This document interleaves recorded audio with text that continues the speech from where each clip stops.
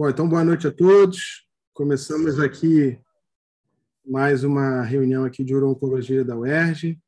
Sejam todos bem-vindos. Hoje estamos recebendo aqui um grande amigo, Bruno França, é um oncologista, aí um grande amigo, uma pessoa a qual eu admiro muito, e além disso também um grande rubro-negro. Hoje tem jogo aí do Flamengo na Libertadores e estamos começando aqui pontualmente a nossa reunião que acontece às terças-feiras, né? E a gente vai até às 9 horas da noite hoje.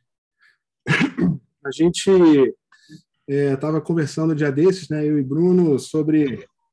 Eu apresentei um Melhores Momentos do A-Way lá na clínica. O Bruno é diretor médico do CON, né? Um grupo de oncologia muito forte aí no Rio e Niterói, né? E ele é o coordenador médico, o diretor. E aí eu estava apresentando um artigo, né, que foi atualizado não, foi apresentado no A-Way, né, de adjuvância em câncer de bexiga, músculo invasivo, e gerou boas discussões, né, no caso sobre imunoterapia. Aí depois o Bruno me mandou um artigo de meta-análise assim, para a gente discutir. Eu falei, então, Bruno, aproveita e apresenta aí para a gente aí o que você tem aí para dizer nesse assunto que para nós é difícil. Difícil, sim. A imunoterapia é muito novo para a gente na urologia, a gente está aprendendo, vocês, com certeza, você, o Bruno Costa, que está aqui, tem muito mais mão com isso, né? É novo para todo mundo, mas para a gente é muito mais novo, né?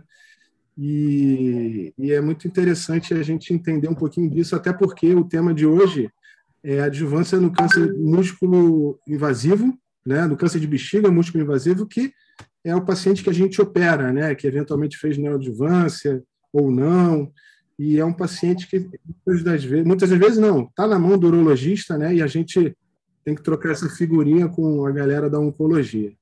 Então, Bruno, bem-vindo. Bruno França, né? Hoje tem o Bruno Costa aqui para nos ajudar, o Fernando aqui que coordena essa reunião comigo. É um prazer estar aqui essa noite com vocês e vamos aproveitar da melhor forma possível. Bem-vindo, Bruno. Ok. Muito obrigado, Paulo. Muitíssimo obrigado a você, ao Fernando, toda a equipe aí do Serviço de Urologia da UERJ. É uma honra estar aqui com vocês, né, fazendo parte aí dessa sessão, essa sessão de uro-oncologia. Vamos discutir de maneira informal. Eu acho que vai ser uma apresentação bem tranquila. Como você já fez aí uma prévia, tem a questão da meta-análise.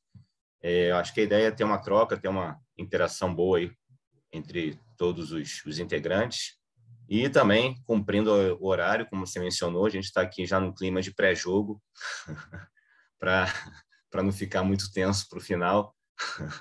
A gente finaliza aí com o devido rigor aí do horário. Então, vamos lá.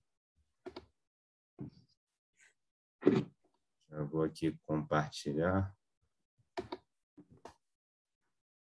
Estão vendo aí? Ok. Deixa eu só...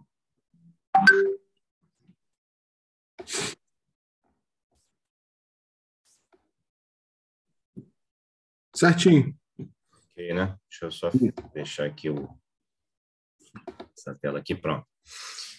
Então, como o Paulo destacou, né, numa sessão clínica nossa, né, do CON, surgiu esse tema da adjuvância. Ele me colocou aí nessa encrenca aí para apresentar para vocês. Então, o tema de hoje é imunoterapia adjuvante no câncer de bexiga músculo invasivo. Eu sou oncologista clínico, né, sou médico oncologista do CON, fui médico do serviço de oncologia clínica do Hospital Federal de Bom Sucesso, eu e Bruno Costa está aí também. Fiquei lá por 13 anos, né, mas atualmente estou só no dia a dia aí de clínica privada, depois aí desse percurso em Bom Sucesso. Então, vamos lá. Não tem conflito de interesse para essa apresentação. Então, para a gente situar, né, contextualizar, né, o paciente com diagnóstico de câncer de bexiga músculo invasivo, a gente sabe que o carcinoma urotelial músculo invasivo corresponde a 30% dos casos novos diagnosticados. Como tratamento padrão, como standard of care, a gente tem a quimioterapia neoadjuvante, baseada em cisplatina, seguida por cistectomia radical com dissecção linfonodal, linfadenectomia pélvica. Dados de mundo real apontam aí 10 a 40% de pacientes que não são submetidos à quimioterapia neoadjuvante. Paulo está só pedindo aqui para que eu admito, pessoal. Pode deixar que eu estou admitindo. Pode deixar. Tá legal. Então, assim, dados do mundo real, 10 a 40% dos pacientes não são submetidos à quimioterapia neoadjuvante, seja por serem inelegíveis à platina ou por recusarem a quimioterapia. E aproximadamente 50% dos pacientes evoluem com recidiva. A gente tem uma população aí de risco mais alto, os pacientes com PT3, PT4 e ou linfonodos positivos. Então, assim, nesse cenário do câncer de bexiga ou carcinoma urotelial músculo invasivo, a gente sabe que no cenário da doença metastática, a imunoterapia já foi incorporada, a gente tem aí uma série de agentes imunoterápicos incorporados em segunda linha, na falha a cisplatina, ou até mesmo sendo discutido ali a possibilidade naquele paciente inelegível à platina, para ser introduzido, para ser feito numa primeira linha. Então, isso no cenário metastático, no contexto metastático, a gente tem essa informação, essa vivência, E quando a gente se depara com benefício na doença avançada, na doença metastática, é regra a gente tentar trazer essa terapia eficaz para um cenário mais precoce, para um ambiente aí, no caso da adjuvância, após a abordagem cirúrgica, como eu já previamente mencionei para vocês, são pacientes que têm alto risco de recidiva, tem alguns grupos com pior prognóstico, então entrou aí nesse racional, essa geração de hipóteses em relação ao benefício da imunoterapia adjuvante. E um estudo que foi realizado, foi publicado no New England em 2021, foi exatamente esse estudo com nivolumab, uma imunoterapia. Esse estudo capitaneado pelo Bajorin. E o Gaspar, o cirurgião Gaspar, perguntou para o pai dele. O estudo é o Checkmate 274, essa análise da distribuição dos pacientes é basicamente para a gente colocar aqui que os pacientes com PT2, N0 ou N desconhecido, eles só entraram no estudo, tá? Após terem sido submetidos à cisplatina neoadjuvante. Tá? Então, vocês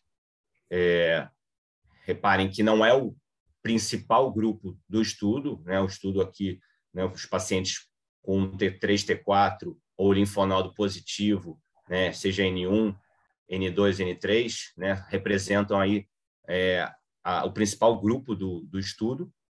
Tá? Reparem também que o paciente com expressão de PDL1 maior ou igual a 1 ou PDL1 positivo era um percentual elevado, 40%, tá? E pacientes submetidos à quimioterapia neoadjuvante representavam cerca de 43% dos pacientes aí, distribuídos igualitariamente entre os braços. Nivolumab, o braço experimental, no caso placebo, o braço controle. E o estudo, o objetivo principal, o endpoint primário, foi alcançado, foi atingido, estudo positivo, então sobrevida livre de doença, quando a gente pega em 6 meses, você tem 75% para nivolumab, 60% para placebo, isso se mantém em 12 meses, 62 contra 46, o hazard ratio de 0,70. Então, esse ganho aí de 30% para o braço de nivolumab. Isso sendo analisado na população, na ITT, na população, nos pacientes elegíveis do estudo. Quando a gente faz também no grupo de pacientes que apresentavam PDL1 hiperexpresso, PDL1 expresso ou positivo, também esse achado é confirmado, né? Também era um endpoint primário, 74 para o nivolumab, 55 de percentual de sobrevida livre de doença em 6 meses, confirmado em 12 meses com 67 para nivo e 46 para placebo, hazard ratio 0,55, também um dado positivo, confirmado pelo intervalo de confiança e pelo P. Quando a gente pega o objetivo secundário, que é, nessa análise, a sobrevida livre de recidiva ou recorrência fora do trato urotelial, também a gente confirma o ganho, também positivo, hazard ratio 0,72, né, 77, né, para nivo contra 62 para o placebo.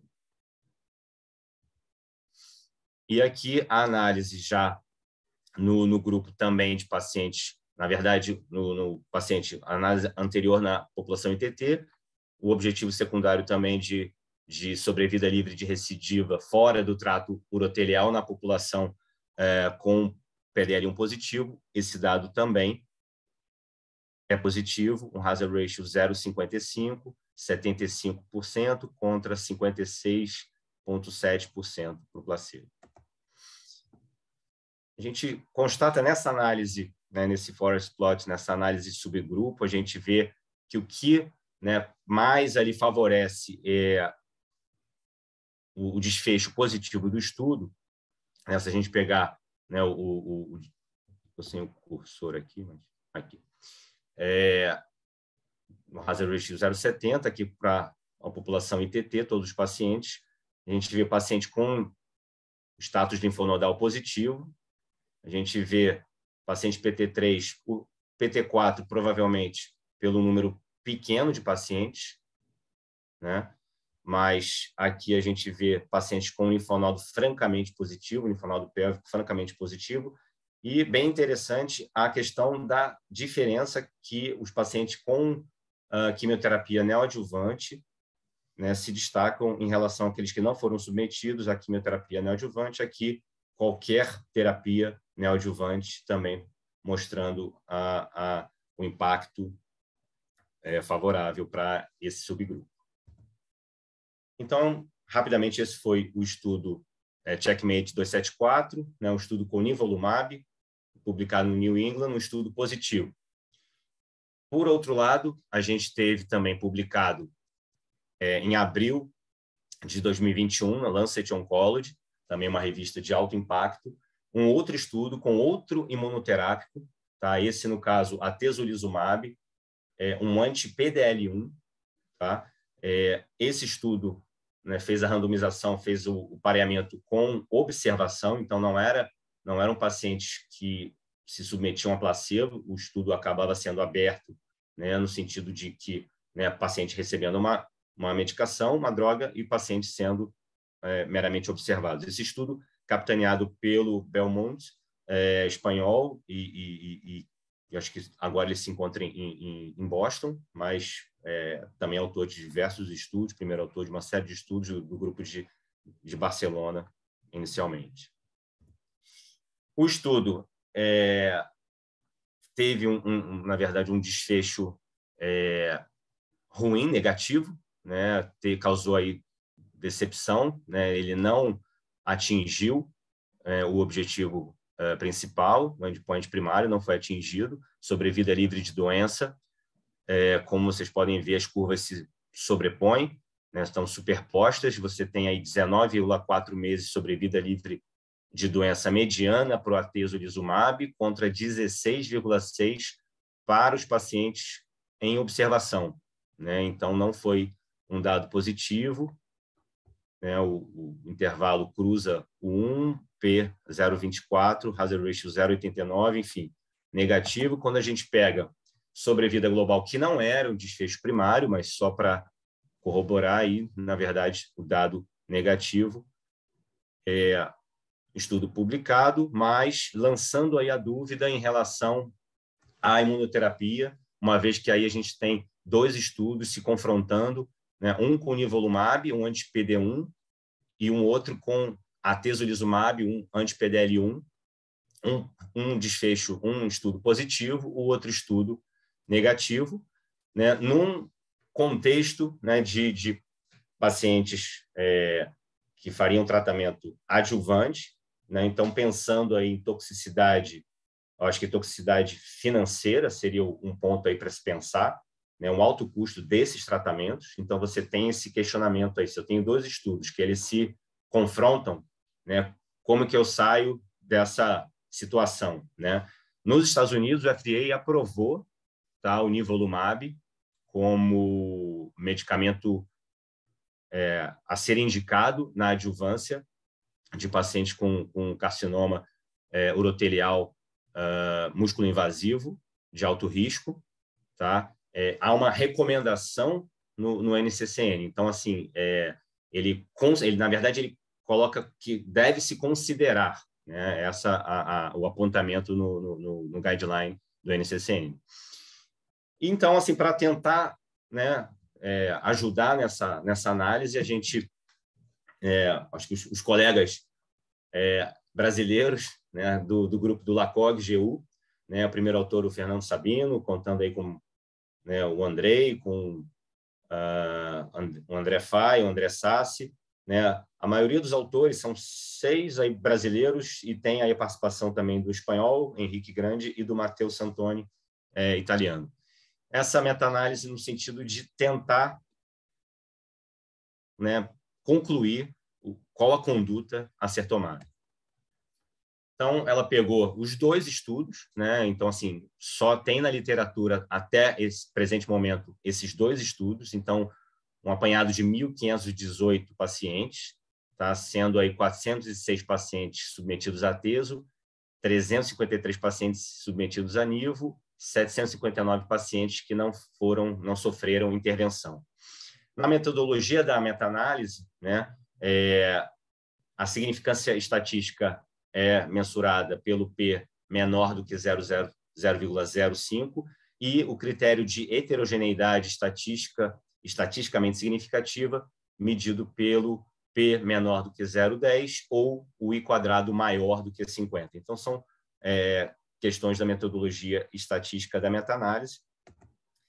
Aqui, né, até pegando os 2 estudos para a gente ter uma visão, aí, um entendimento melhor, né, o IMvigor, né, que foi, né, não mencionei o nome, o codinome dele, né, do estudo do atezolizumab, mas é o IMvigor 010 e o Checkmate 274. Então, são os dois estudos que a gente, né, tem aí na meta-análise. Então, os endpoints primários, sobrevida livre de doença na população ITT, no IMvigor, no Checkmate 274, a população ITT e naqueles pacientes com PDL1 positivo, né, ou expresso, né?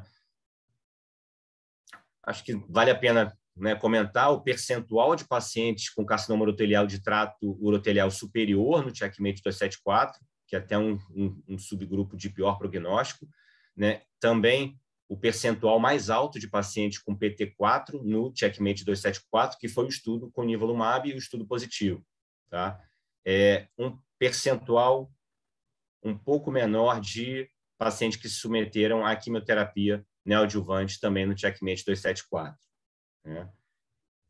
Quando a gente pega aqui os 2 estudos, né, análise dos endpoints, né, dos objetivos principais, né, atezo no IMvigor 19,4 contra a observação 16,6, hazard ratio 0,89, resultado negativo, tá? Contra o Checkmate 274, 20,8 sobrevida livre de doença para o nivo contra 10,8. Essa diferença, né, em relação à observação e o placebo, ela pode aí ser explicada, pode ser entendida porque os pacientes no estudo IMvigor que não recebiam a intervenção, também eles abandonavam o braço. Isso pode explicar o viés, é um fator para justificar, é um fator de viés essa questão envolvendo o braço de observação e não ter ali o placebo. Tá? Isso fica como um ponto também de atenção. tá? Mas que não justificaria, obviamente, o resultado negativo do INVIGO a 0,10. Tá? E até, assim, para analisar aqui de forma até espantosa, sobrevida livre de doença no paciente com PDL1 positivo, o efeito do ateso foi, na verdade, negativo, né? Ele foi ali pior do que a observação, né? Então, esses são os dados, né, principais dos dois estudos. Quando a gente faz a análise, né, aí com a metodologia da meta-análise, aqui está em cima, mas na verdade, a análise de sobrevida livre de doença. Nesse primeiro, né, na letra A, é o gráfico, né, com os dados na população ITT, os pacientes elegíveis. No B, os pacientes com PDL1 positivo, expresso. No C, os pacientes com PDL1 negativo, não expresso, menor que 1. Então, quando a gente pega aqui, né, o hazard ratio, na verdade, o hazard ratio pool, da análise pool, 0,79 para a população ITT, né?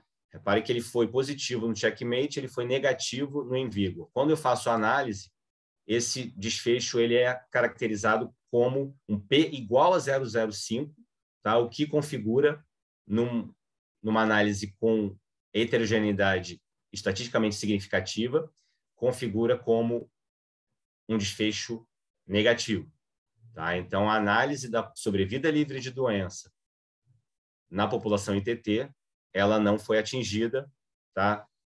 Você pode até ter na conclusão ali de maneira com um certo eufemismo dizendo que o resultado, né, com uma tendência, né, à significância com 0,05 ou até com um resultado, né, que aí eu acho que não convém dizer positivo, mas com estatisticamente não significante, né? Na verdade, isso é sinônimo de que não foi positivo, né?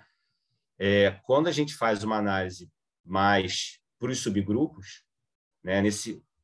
Na letra B aqui, análise dos pacientes que tinham PDL1 positivo, a gente tem um hazard ratio pool de 0,76 e o P 0,35. Né? Pela curva, a gente vê que vem, né, mais, né, no sentido de ela cruza e ela não, né, revela aí a significância.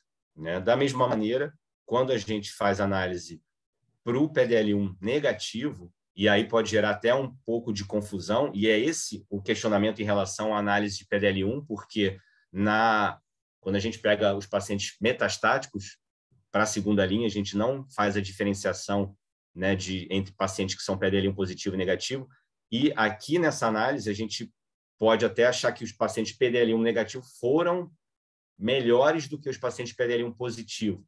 Né? Isso também não dá para concluir, mas gera uma confusão e um próprio comentário dos autores no sentido de até que ponto a análise, né, da imunistoquímica, né, que os kits para cada análise de PDL1, para cada imunoterápico, eles diferem. Então, levanta-se até que ponto a validade e o cutoff desses cortes. Né? Mas é só para dizer que o PDL1 parece confundir mais do que ajudar. O dado aqui, nas análises A, B e C, é negativo. Quando a gente pega a análise para...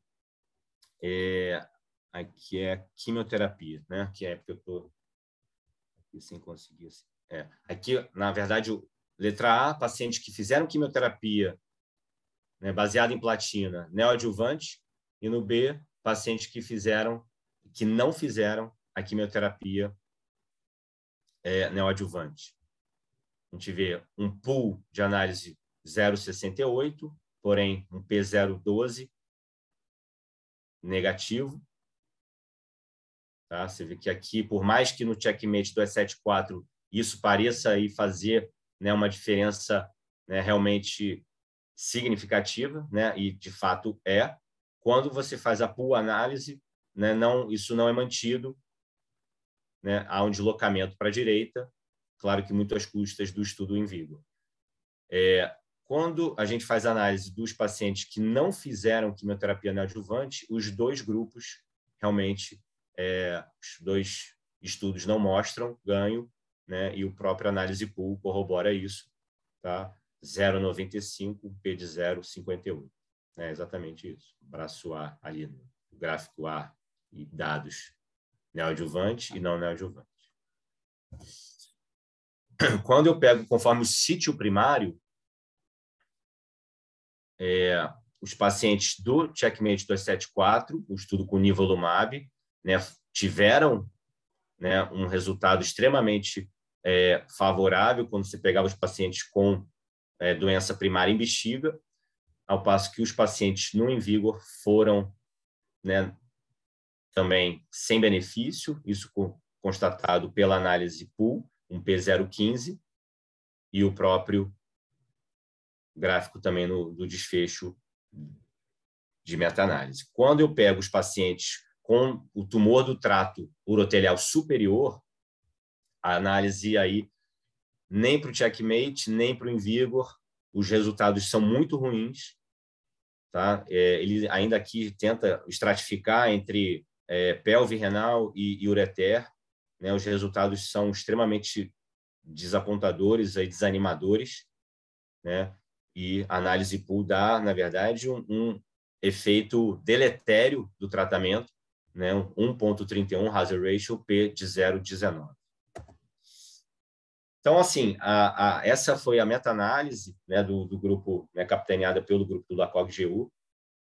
E a gente tem também, né, uma publicação muito recente desse ano, que é uma outra meta-análise, mas que faz ali um comparativo, tenta, né, tirar ali uma conclusão entre os estudos de imunoterapia, que são esses dois, tá, o Checkmate 274 e o InVigor 010, e os estudos de quimioterapia baseado em platina, quimioterapia adjuvante. São poucos estudos também. Esse trabalho foi publicado na Critical Reviews in Oncology and Hematology. Primeira autora, Ekaterina, do grupo de Viena, na Áustria. Tá? Mas é um trabalho multicêntrico. Aqui, a análise, então, conforme eu falei, um estudo de ateso, um estudo de nivo, 5 estudos de quimioterapia neoadjuvante. Embora, sim, você tenha um grau muito elevado de, assim, uma heterogeneidade extremamente significativa, são estudos, né, de quimioterapia com N pequeno, né, e pacientes nos mais diversos subgrupos, pacientes com tumor primário de bexiga, tumor de pelve renal, enfim, um apanhado para tentar, né, gerar o estudo. A gente vê que, na análise aqui, que foi exatamente que essa primeira análise é justamente o sítio primário em bexiga, né? Então, quando a gente pega e faz esse comparativo, né, o que a gente constata por esse forest plot, que exatamente os pacientes que fizeram quimioterapia tiveram maior ganho comparado com o nivo, que ficou em segundo lugar, e em terceiro lugar, praticamente equivalente à observação, ficou a atezolizumab.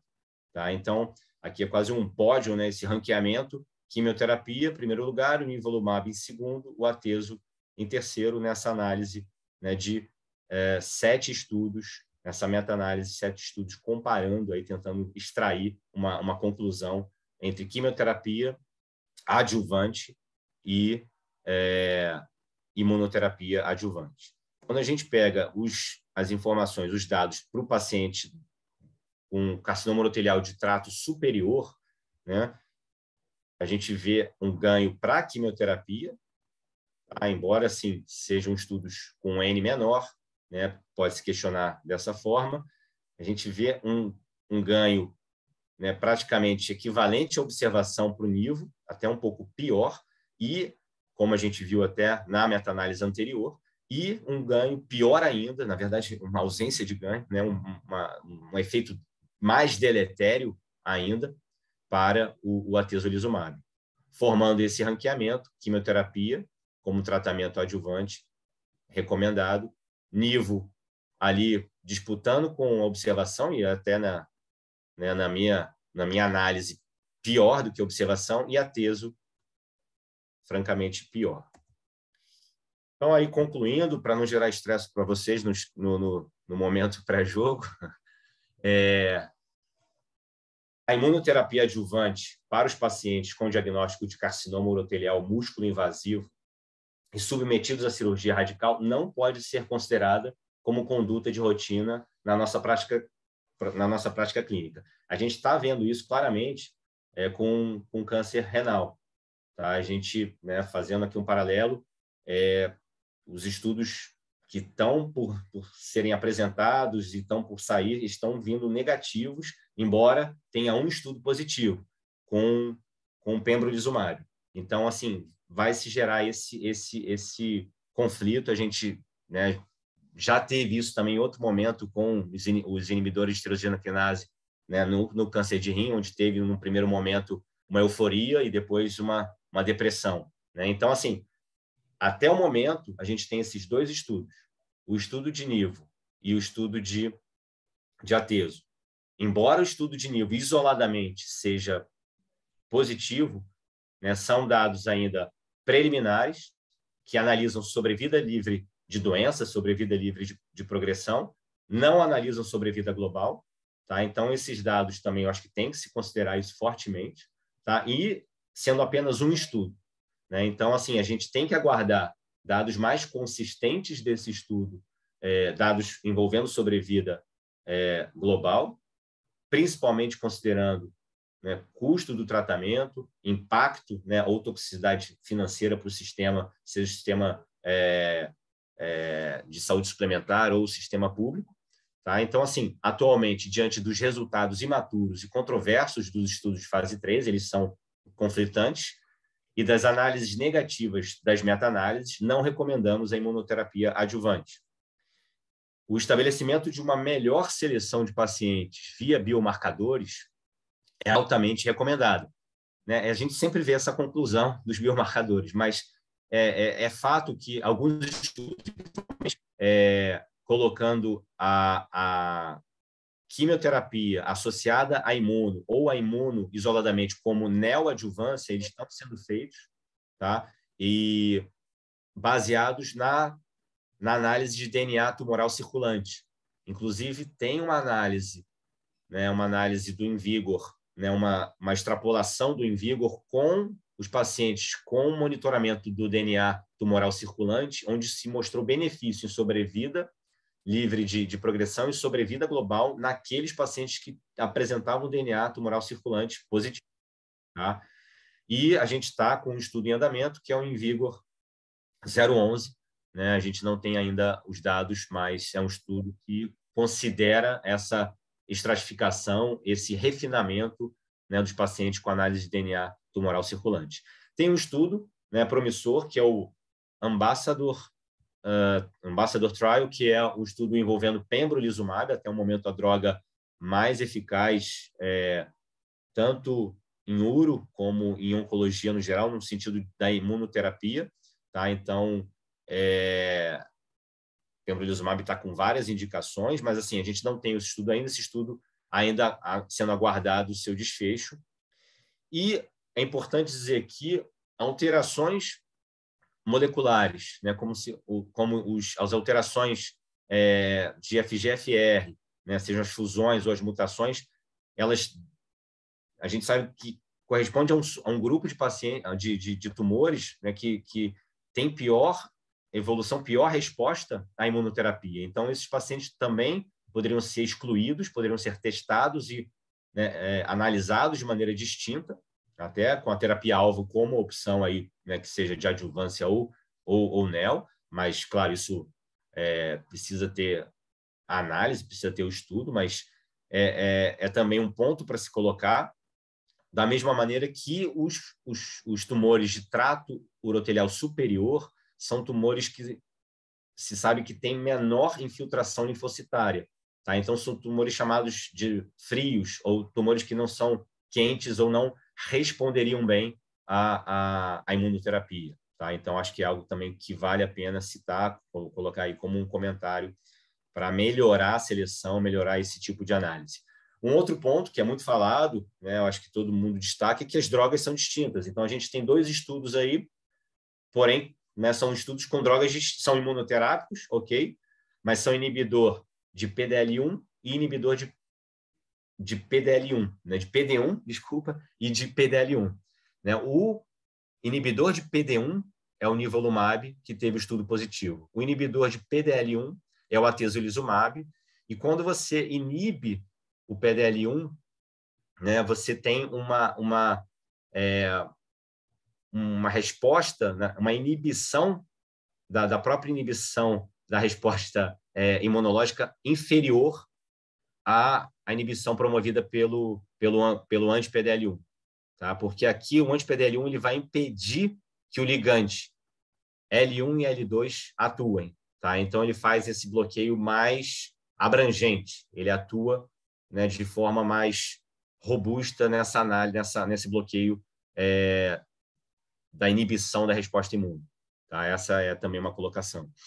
E a gente não tem o comparativo head-to-head, né? Químio versus químio com imuno, né, versus imuno. Né? Então, a gente teve ali o braço de imuno contra placebo, né, o estudo que foi positivo, imuno versus observação no estudo, né, do Invigor 010, que foi negativo. Então, isso também é um ponto de atenção.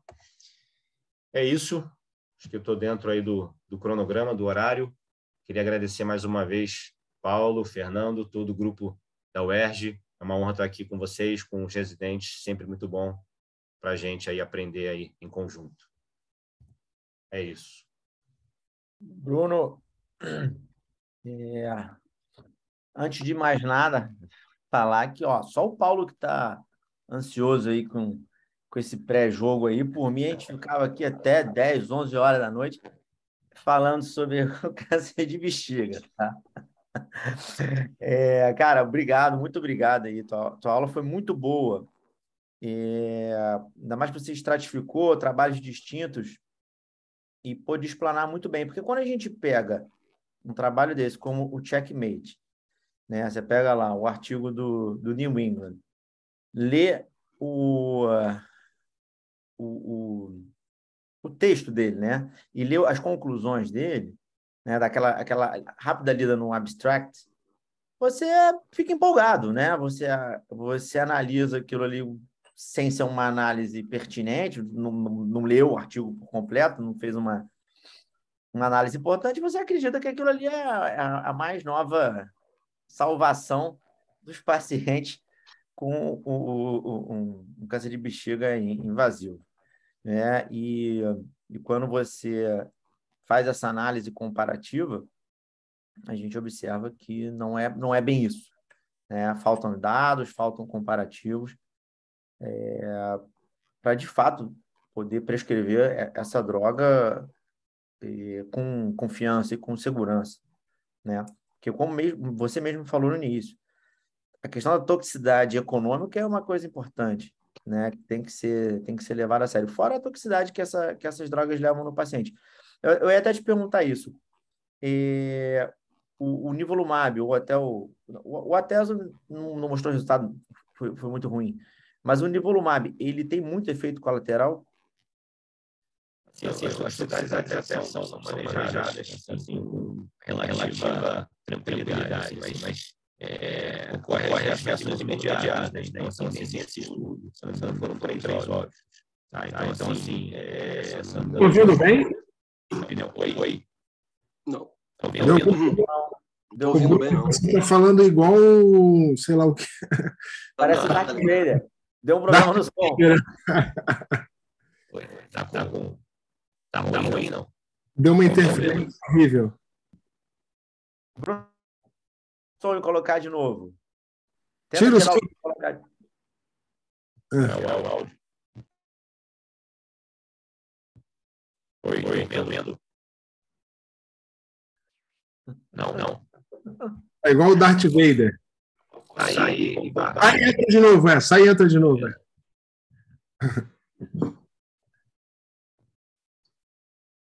Enquanto o Bruno tá fora, vou até perguntar para o Bruno Costa. Bruno, no Acho que o GU, nesse último Acho que o GU,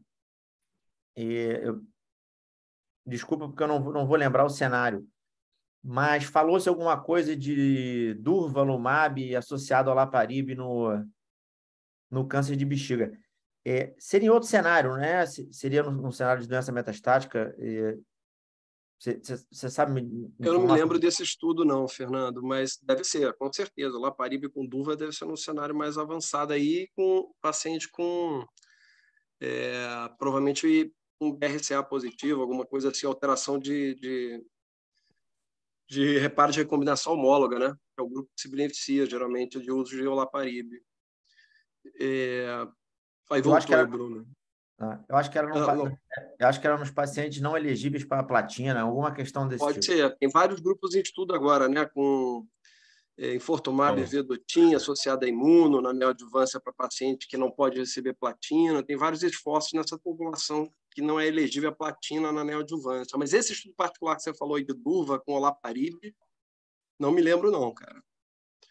Mas teve uma discussão grande sobre adjuvâncias, de forma geral. Mas deixa o Bruno falar aí. Fala aí, Bruno. Acho que agora não está mais Darth Vader, não. Foi? Estão vendo? Agora beleza. Então, eu estava falando das toxicidades, né? São toxicidades imunomediadas. Até certo ponto, assim, a gente já pegou a mão nesse manejo, né? Na verdade, assim, muito paciente que faz hipotiroidismo, né? São raros pacientes que fazem, mas pode acontecer colite, hipofisite, hipopituitarismo, né? Isso pode acontecer, mas tem casos, né? Tem casos dramáticos, né? de pneumonite. Eu acho que até o maior temor é realmente a pneumonite. Nesse estudo, se eu não me engano, dois pacientes foram a óbito por pneumonite e um por perfuração intestinal. Tá? Então, assim, uma provável colite, ou assim, vieram a óbito no braço de tratamento, né? Em vigência de tratamento. Né? Ficou com um evento adverso grave, enfim. Mas o manejo, né? Acho que não é o que a gente aí fica, não sei, aí o Bruno também comentar, mas assim, inicia a imunoterapia, claro que o paciente com bom performance, né, com bom estado clínico, também faz toda a diferença nessa evolução, nessa resposta, né?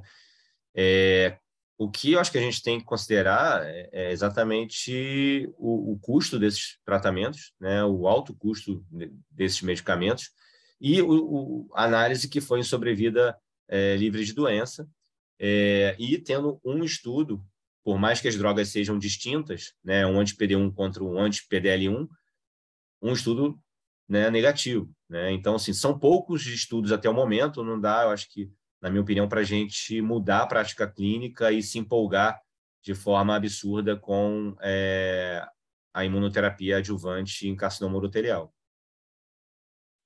Tá ótimo, Bruno. Só antes de eu passar para o Paulo e para o Bruno, então, hoje, se tu pega um paciente T3 na tua mão, você indica o quê?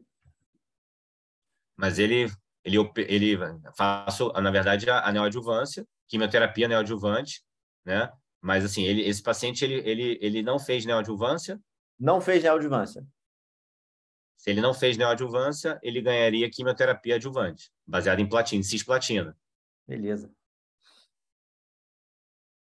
Valeu, Então, deixa eu fazer um comentário rápido, vou passar para o Bruno, que eu quero ver o Bruno também.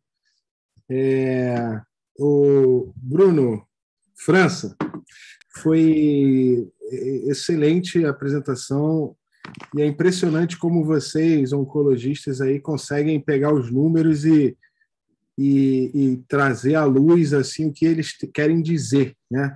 O que a gente, às vezes, tem dificuldade de olhar os estudos com tanta clareza, assim, interpretação desses números aí, você fez isso muito brilhante. Você fez uma analogia extremamente interessante agora, no final, que foi em relação à adjuvância no câncer de rim também, né? Eu e o Fernando tivemos um evento recente sobre câncer de rim adjuvante, né? A gente usa o DFS, né, o Disease Free Survival, como um endpoint, isso é aceito, né? E esse é um endpoint complexo, porque isso depende muito do examinador, de como você vai ver. É um paciente sem doença que pode se tornar doença ou não, de acordo com o que o cara diz ali no laudo da radiologia. Isso, enfim, gera vários vieses. Mas o que eu ia falar que você, nesse caso que você apresentou hoje, na adjuvância no câncer de bexiga músculo invasivo, você tem 2 estudos conflitantes, né? Um positivo e outro negativo, com os dados que você apresentou aí, as peculiaridades de cada um. E quando isso acontece, né, em pesquisa, isso gera dúvida. Por mais que um estudo seja muito bom, se tem um negativo, a dúvida fica. E a analogia que você fez para o câncer de rim foi fantástica, porque o câncer de rim, eu estava até revendo aqui, acabou de ser publicado, eu não sei nem se vocês viram isso, Bruno, Fernando, 3 estudos em sequência negativos com imunoterapia para câncer de rim adjuvante, que é o IM010, o Prosper e o CM914. Não sei se vocês chegaram a ver isso. Um com atezo, um com nivolumab e um outro com nivo mais IP. E só teve o pembrolizumab positivo, foi um estudo que a gente participou aí aqui do lançamento. E aí entra naquela discussão, né? Se uma coisa é boa, né? Por exemplo, uma técnica cirúrgica é boa, ela tem que ser boa para todo mundo. Por exemplo, né? Todo mundo ela tem que se difundir, né? Ela tem que acontecer, porque senão você anda sozinho, você está andando sozinho com outros grupos que não andam em conjunto, né? E aí começa a aumentar a responsabilidade, né? Porque se só você, no caso do câncer de rim, que foi o Keynote 564, o único positivo em adjuvância, começa a se questionar os resultados ali, qual o benefício, né? Então, em câncer de rim tem essa discussão. E no câncer de bexiga que você apresentou hoje, você tem a discussão de 2 estudos, um positivo e um negativo, e com isso gera dúvida, né? Então, eu queria fazer esse comentário. Está me ouvindo bem, Bruno? Está me ouvindo? Estou ouvindo. E aí, eu cheguei aqui a alguma conclusão. Eu queria só que você me confirmasse, para eu passar a palavra para o Bruno. Eu anotei aqui o seguinte. A princípio, o paciente tem que ir para a neoadjuvância. Todo mundo. Né? Câncer de bexiga, músculo invasivo, que vai operar neoadjuvância padrão ouro. Essa é uma mensagem. O paciente que pode vir a se beneficiar, porque está no guideline, né? Como você falou, foi aprovado no FDA o nivolumab, o estudo do Checkmate 274, né? Isso. Então, o que pode se beneficiar é aquele que tem o PDL1 positivo, né? Que não tem carcinoma urotelial alto, a princípio, porque se ele tiver também não tem benefício, e ele precisa ter recebido quimioterapia neoadjuvante. Não é isso? Ou seja, ele fez neoadjuvância, preferencialmente ele tem PDL1 positivo. E ele não tem carcinoma urotelial alto. Esse paciente, avaliando riscos e benefícios, conversando com o paciente, talvez seja um candidato para você fazer tipo um triplet, né? Neo, cirurgia e adjuvância. É isso ou não? Obrigado. Eu acho que a gente não pode... Eu acho que, assim, esse talvez seja o paciente candidato, mas, assim, a gente não tem essa... a gente não pode concluir, né? Na verdade, assim, tenho essas informações ali na análise subgrupo, né? A questão do PDL1 é confusa mesmo. A gente, na recomendação, se não me engano, da meta-análise, ele acaba direcionando para esse ponto aí do PDL1. Porém, os pacientes que tinham PDL1 negativo, né, no checkmate não foram mal, né? Agora, eu diria assim, o paciente T3, T4, o grupo de T4 realmente era muito pequeno e pode ter influenciado que não foi ali estatisticamente significativo. Agora, tem o paciente com linfonodo positivo, né? E que fez quimioterapia NEL, né? Esse é um subgrupo ali, uma estratificação que pode, não sei, aí teria que ter a imunoterapia, o ateso, mostrando ganho nesse grupo, né? Mas eu, assim, até o momento, eu não fico aí totalmente confortável para chegar e bater assim, ó, para um paciente com status linfonodal francamente positivo ou T3, T4, tá determinado que ele vai ter que fazer essa terapia tripla, né? Esse esquema sequencial aí de químio, neo e adjuvância imuno, né? Mas eu acho que é o ponto de atenção. Eu acho que ficaria até naquelas conclusões ali, né? Questionando, será que esse subgrupo, esse perfil de paciente é o que realmente se beneficiaria, né? E tem todas aquelas outras estratificações ali, né? Do perfil molecular, a gente excluiu o paciente que tem fusão, mutação, FGFR, enfim.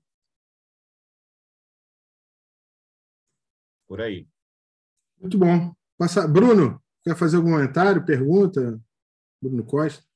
Então, realmente, essa questão da mudança dos endpoints é uma coisa até recente, né, Bruno? Que a gente está vendo em oncologia. Era difícil a gente aprovar 10 anos atrás droga baseada em endpoint intermediário, como aumento de sobrevida, livre de progressão, ou taxa de resposta, ou, enfim, qualquer que seja o endpoint intermediário.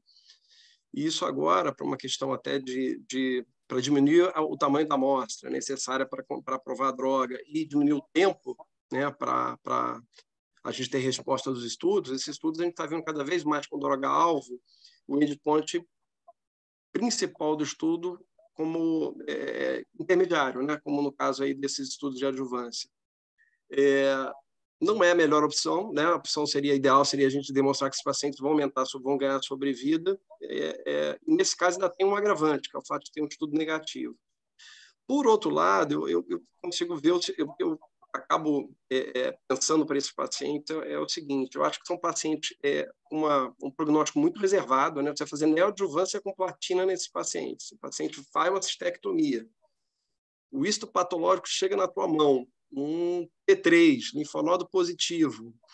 O que eu faria hoje seria sentar com esse paciente e apresentar para ele os dados do estudo, né? Conversar com o paciente, né? Estou falando no ambiente de medicina privada, fazer uma decisão compartilhada, porque o outro lado da moeda, esse paciente recidivar, e a gente não compartilhou com ele essa decisão, né? Eu, particularmente, eu acho que eu tomaria o nivolumab, cara. Falando uma coisa pessoal, entendeu? Eu não posso falar esse paciente, nunca falaria isso para ele. Mas eu tomaria o nivolumab baseado em aumento de sobrevida livre de doença, e todas as agências regulatórias estão aprovando, né? Aprovaram lá, o FDA aprovou. Teve uma discussão extensa na ASCO, foram 3 apresentações da ASCO, inclusive com membros do FDA, enfim, falando que a mudança chegou, eles vão fazer, os estudos agora estão sendo desenhados e são pactuados com o FDA antes. Ou seja, eles pactuam para aprovação que a sobrevida livre de progressão vai ser suficiente para aprovação. E aí o estudo bate, dá positivo, como foi esse estudo, né? Um só para uma droga. E aí a gente fica nesse cenário e vê o estudo negativo, realmente cria um mal-estar, né, para a indicação da droga. Não são drogas inócuas, são muito caras também. E a questão do trato urinário superior, a gente tem um percentual muito maior de fusão FGFR, né, 37%. Versus 15 a 20 na bexiga, e isso, a gente sabe que essa população aparentemente não vai muito bem com o imuno, né? Como o Bruno comentou aí. É um tumor que geralmente tende a ser, do ponto de vista molecular, mais frio, né? Então, a gente já esperaria que essa população, que já é pequena, está pouco representada, mas ela iria pior. Então, para essa população, talvez não faça muito sentido. Agora, aquele paciente com câncer de bexiga, recebeu neoadjuvância, quer dizer, teve a chance de ter uma boa resposta, não teve, veio com linfonodo positivo, é um paciente que tem um prognóstico bizarro, né? E aí você tem um estudo mostrando com drogas diferentes, né? Não é a mesma droga, não são dois. A gente tende, oncologia, a dizer que é a mesma droga porque são a mesma classe, mas eles são medicamentos biológicos, então a gente não pode comparar isso, e dizer que são exatamente iguais. E nesse caso ainda tem um agravante, é PD1 versus PDL1. Então, assim, eu hoje ofereceria para todo paciente uma discussão com ele. Eu iria compartilhar essa decisão com o paciente, entendeu? Acho que em alguns casos eu consideraria até a possibilidade de fazer, se o paciente entendesse que, mostrando para o paciente que a gente não sabe se vai aumentar a sobrevida dele. Acho que a gente tem que ser claro com o paciente, né? Dizer que a gente não tem essa resposta, que tem um estudo negativo, né? Que o ideal seria a gente ter certeza que esse paciente vai ter aumento de sobrevida, mas eu não sei. O que você acha, Bruno, da gente compartilhar isso hoje? Você compartilharia com o paciente a decisão? Você está certo em não fazer? Está desconfortável em indicar? O que você acha? Eu acho que aí não tem, assim, a gente está realmente discutindo, porque realmente não tem essa conduta fechada, né? Eu acho que, assim, não tem o certo, totalmente errado, né? Eu acho que, assim, baseado na apresentação, né, nos dados que eu mostrei, eu bato o pé que, nesse momento, eu não indico a adjuvância de imuno, baseado aí nas conclusões da meta-análise mesmo, das duas até, mas pegando a meta-análise do LACOG, que ficou só em imuno, né? A outra, você pode até questionar que metodologicamente ela tem uma heterogeneidade absurda, mas é o que a gente tem, em termos de publicação, né? Da mesma maneira, assim, os dois estudos, né, que você colocou, né? O estudo do Nivo, que foi o estudo positivo, né? Eu acho que assim, e levou à aprovação no FDA. Assim, eu acho que o FDA ele é rápido demais. Mas eu acho que aprovou aqui também, Bruno. Porque a Anvisa já aprovou. Eu acho que não está em bula. Em maio. Não. Não, aprovou. Está em bula agora. Aí você já imagina outra situação. Vamos supor que você não indique. O paciente recidiva daqui a 6 meses. Ele pode acionar judicialmente, cara. Uma droga aprovada para essa indicação, você não indicou para ele. É sério. Não, mas eu acho que tem que ver. Eu não sei se o Nivo está... Se o Nivo está aprovado para bula na Anvisa. Mas, assim, eu acho que entrou em bula. Tenho quase certeza, cara. Eu acho que a gente pode até dar uma procurada nisso, mas eu acho que tem bula. Eu não tenho certeza. Eu não tenho certeza. Porque, assim, quando a agência regulatória aprova o medicamento, a gente fica numa situação complicada de oferecer, né? O FDA aprovou Keytruda adjuvante para rim nos Estados Unidos. E você está tendo agora todos os questionamentos da imunoterapia adjuvante para, para rim, né? Com os outros 3 estudos que o Paulo colocou como negativos, né? Agora... E o medicamento pode sair também, né? Eles podem retirar o medicamento, inclusive. Eles podem retirar essas aprovações baseadas em exatamente. Eles podem retirar a aprovação. É que nem o NCCN com as atualizações dele quase atualizando. Só um parênteses. Essa atualização, esses 3 estudos negativos em rim adjuvante está gerando um enorme debate. Por quê? Porque se você for analisar o 564, o Keytruda, eles incluíram uma população que não é incluída nesses grupos de rim adjuvante, que é o M1. O M1 é M1, ele já é metastático. E ele tem um resultado pior e, consequentemente, uma melhor resposta ao tratamento, entendeu? E, embora tenha sido uma população pequena, isso eu estava vendo os comentários, né? Embora tenha sido uma população pequena no 564 de M1, pacientes M1 ressecados em um ano, isso puxa a curva, né? Então, gera esse debate aí, porque, peraí, você botou um grupo para poder puxar a curva do pool, né, que chama, né? Mas essa é a discussão de rim, né? Eu acho, Brunos, né, e Fernando, que a gente aqui nessas discussões é a gente que começa a formar opinião, discutir, e aquilo gera uma coisa maior para que a gente possa interpretar esses estudos como o França fez muito bem, de analisar dado por dado e ser extremamente crítico para a gente não pegar uma informação de cima para baixo. Tem que ter esse contraponto mesmo, né, Paulo? Porque senão a gente engole tudo, bota tudo a goela abaixo e está prescrevendo. Aliás, é o que o laboratório quer, né? Eles querem vender esse negócio de qualquer jeito, né, irmão? Então, assim, essas análises são muito importantes. O que eu digo assim, a gente tem que ter um cuidado também, e eu acho que tem que discutir com o paciente. Compartilhar. Eu não diria hoje que eu não vou indicar, eu acho que eu vou compartilhar com o paciente e colocar todos os pontos para o paciente. Agora está aprovado, eu olhei aqui agora, já, rapidamente aqui, está aprovado, tem bula, agora está no site até do .gov.br, cara, já entrou para a gente em maio. Eu olhei aqui agora o pedido, na indicação de adjuvância para carcinoma urotelial. E aí, olha a situação que a gente fica. Seria mais confortável se não tivesse, entendeu? No momento que eles aprovam, você fica numa situação complicada para essa indicação. Aconteceu com mama, né, Bruno? Lembra que mama aprovou o Atezo e o Atezo saiu lá nos Estados Unidos? Aqui não tiraram ainda. O Atezo lá foi aprovado. Lá eles tiraram, removeram de bula, que o estudo depois acabou, o resultado com o tempo decringolou. Eu acho que não aumentou de sobrevida. E aí os caras tiraram. A gente não tirou ainda, a gente está atrasado, né? E nesse ponto você tem toda a razão. Eu achei ótima a tua apresentação, cara. Você colocar os contrapontos, mostrar essa meta-análise foi fantástico, porque é exatamente esse senso crítico é fundamental, né, cara? Se você não engolir as coisas, pega ali, tá maravilhoso, tá tudo certo. Eu acho que foi muito bacana. Parabéns aí, cara, pela apresentação. Ô, França, eu vou passar para o Fernando finalizar. Eu queria só te agradecer muito aí pela apresentação, disponibilidade. Você está dizendo aí que você não é um rubro-negro doente, eu sei que você é sim, que foi um enorme desafio você participar hoje aqui com a gente. Eu sei que já está esperando para tomar uma cerveja aí já. Eu queria te agradecer, foi ótimo. E como eu falei, você entrou nos dados assim pontualmente, é uma coisa que a gente, como urologista, não temos o hábito de fazer e não sabemos fazer como você e o Bruno Costa fazem muito bem, que é analisar o ponto, o detalhe do estudo e trazer a crítica, né? Então, eu achei fenomenal a sua apresentação, foi um enorme aprendizado aí para mim. França, obrigado. E se reúna com a gente aí sempre que quiser. A gente está aqui às terças-feiras aqui, vai ser super convidado da gente. Fala aí, Fernando. Não, frisando aí o que o Paulo falou, excelente. Muito boa essa apresentação. Eu não, de fato, eu não conseguiria interpretar os dados da forma como você interpretou.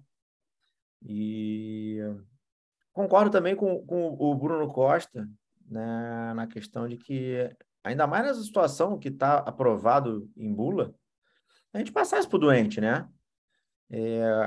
Mas, assim, quanto mais informação a gente tem, é melhor, porque a gente passa essas informações para o paciente e acaba dividindo essa opinião com ele. Obviamente que nessa fase do doente, eles acabam estando muito mais com vocês, concluídos, do que com a gente, mas nós, como urologistas que trabalhamos com a parte de oncologia, a gente tem que estar com todos os dados em mente para compartilhar isso com nossos doentes também. Bruno, obrigado. Tá? Muito obrigado. O Paulo está falando aí que tu é rubro-negro também. O Paulo, ele está tomando ali uma tacinha, uma xícarazinha de café. A gente sabe que aquilo ali não é café que tem ali dentro, não, né? Gente, obrigado aí pela participação de todos e uma boa noite a todos aí. Valeu, muito obrigado, gente. Boa noite aí. Boa noite, Bruno. Aí. Boa noite, Fernando. Boa noite, Bom Paulo. jogo para todos. Tchau. Vamos torcer. Valeu, gente. Muito obrigado aí. Foi ótimo estar com vocês aí. Até uma próxima.